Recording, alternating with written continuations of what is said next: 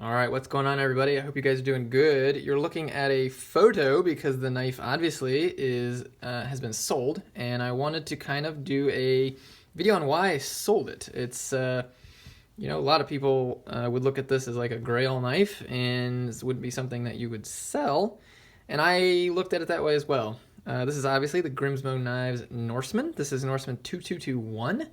If anybody sees this knife out in the wild or for sale, it was originally purchased by myself. And let me give you the story. So we would watch Nick Shabazz videos, and he would talk about this knife and how just the machining is excellent. I mean, it was top notch, top quality, high end machined knife. And I kind of fell in love with it from watching his videos and the history. I started watching the Grimsmo Brothers YouTube channel. They have videos for the last forever on making this knife, and I loved the history. I loved the personality of everything that went into this knife. I loved the quality, the machining, the action, everything about this knife. Like, I just really liked, and my wife and I would joke about it all the time. And we went to Blade Show, and I wanted to just hold a Norseman. That was, let's just hold one. That'd be cool.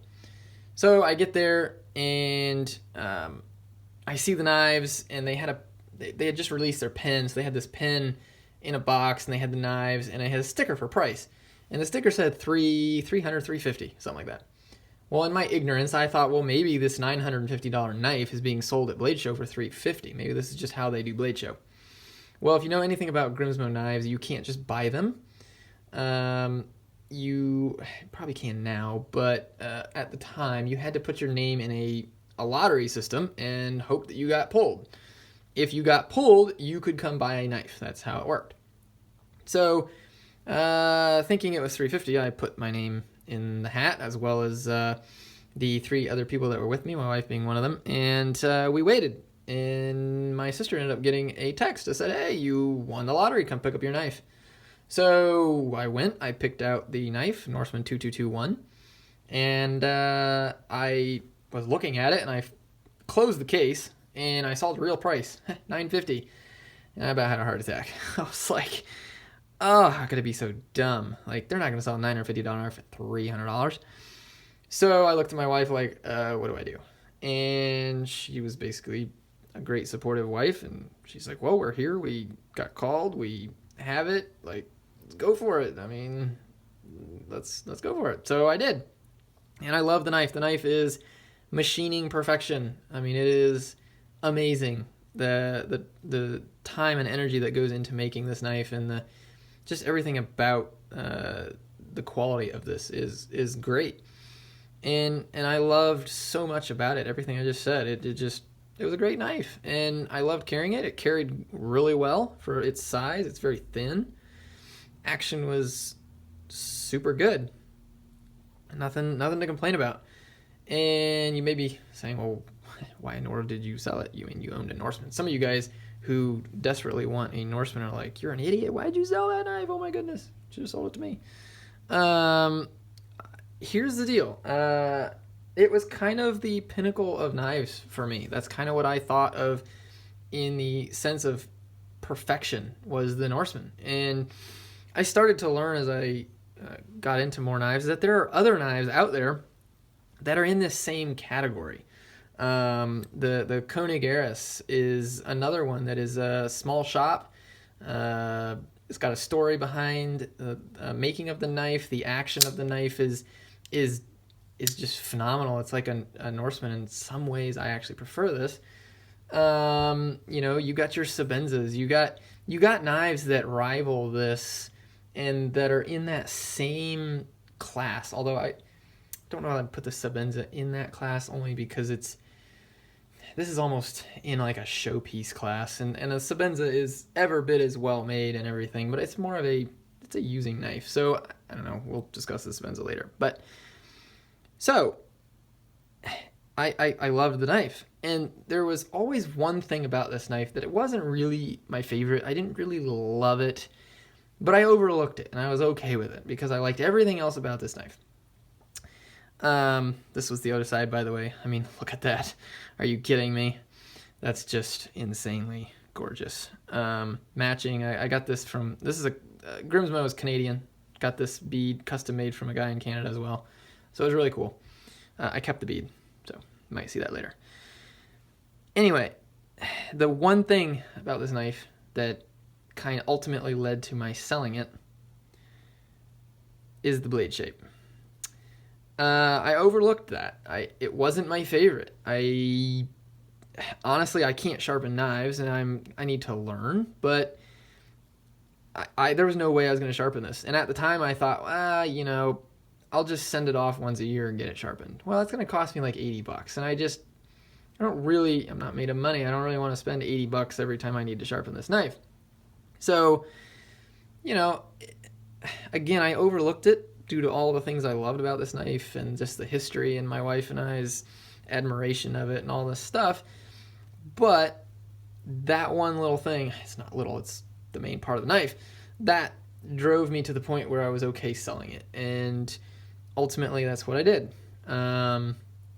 So as you're looking at knives, as you're, going through, okay, do I want to spend this money? Do I want to, get this? There's a piece of that you don't really like or you're questioning. Just know that you might end up selling that down the road.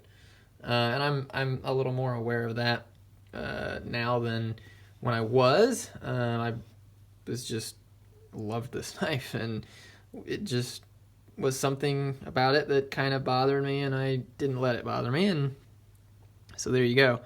What I ended up doing was posting it for sale on, I think, a Facebook page, a couple nice knife groups that I'm in, and somebody reached out and said, hey, would you trade?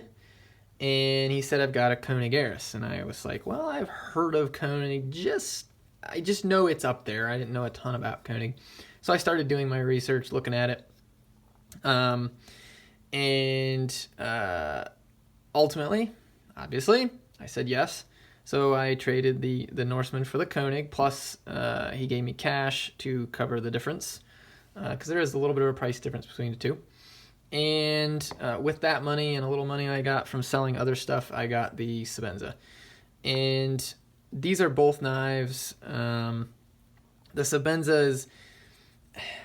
I've gone back and forth with the Sebenza. It was like, oh, that looks like to be the perfect EDC knife like ever made. And then I really got into this, and I was like, who wants a Sebenza? And here I got one. So at the end of the day, this combination, I'm much happier with this combination than I am or was owning this. And ultimately, it was the blade shape. It had nothing to do with the makers. It had nothing to do with any of that. It's still a fantastic knife. If you want this knife, if you want a Norseman, if you want a Grimsmo knife product, and you're okay with the blade shape, this is top end. I mean, this is high end stuff, and it's amazing. But one aspect of this blade that I didn't like was, if you open this in public, it's a big knife. It's a good size. I think it's a little bigger than the Koenig, or at least this size. I think it's actually a little bigger. You open this knife in public, and it's just like, what? If you're surrounded by people who aren't knife people, I know you shouldn't care, whatever, but at the end of the day, you're going to cut something and you open this, it's going to kind of draw attention because it's just weird. It's different, and it's not normal. And as big as this is, you open this knife up, it's a blade. It's a big blade. They'll kind of look at you like, oh, that's a big knife. But they're not going to look at you and go, what the heck are you about to do with that thing? So that kind of was a little aspect of it that I wasn't a fan of. And like I said, sharpening, I never felt comfortable really using it. I mean, it's $950. I wasn't going to hard use this knife, and I don't have to hard use a knife to enjoy it. For me, owning and carrying, a piece with a history or with a quality is where I get a lot of joy in my knives. And if I use them, I use them. And at the same time, not being able to sharpen it kind of even made me less likely to use it. And it just got to that point where I was okay with selling it. So for whatever that's worth, that's kind of my Norseman story. If you see Norseman 2221 out in the wild, you'll know who owned that and picked it out. And it was a great knife. I do not regret owning this knife. I still enjoyed, and I got my $950 out of it. Honestly, I mean, I got to own a Norseman. I got to own a Grimsmo product. I got to experience the quality and just be a part of a Grimsmo owning group, and it was a lot of fun. I enjoyed it. I enjoyed carrying it. I had it over a year,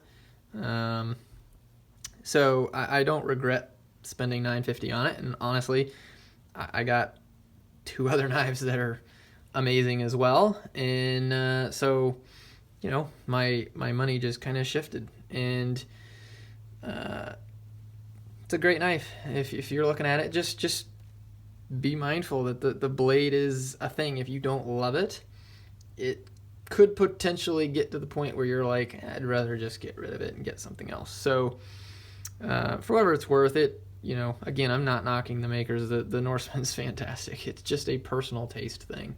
My personal taste is a standard standard blade, and they make a Rask that is exactly what I should have probably gotten, but I fell in love with the history of the Norseman, and so I wanted a Norseman. So there you go. Norseman 2221 is not here anymore, and I have a bunch of other knives that I hope to share with you, but I thought you guys might enjoy that and kind of hear the story about it. So thanks for watching, and have a great evening. Bye.